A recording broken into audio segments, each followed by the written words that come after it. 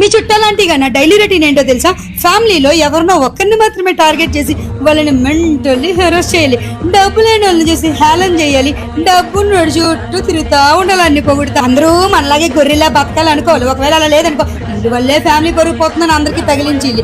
మన పిల్లల కన్నా ఎవరైనా కొంచెం మంచిగా ఉంటే వాళ్ళ సెల్ఫ్ కాన్ఫిడెన్స్ పోయేలా వాళ్ళని ఎక్కిరించి కొరకొరకునే హడావిడి చేస్తూ పొరపాటున మన పిల్లడి కన్నా అవతలోడు కొంచెం తగ్గాడు అంటే ఎందుకురా నీ జన్మ అన్నట్టు టేకుపడి పనికిరాని విషయాలు అక్కడ ఇక్కడ స్ప్రెడ్ చేసి అందరినీ భయపెట్టాలి.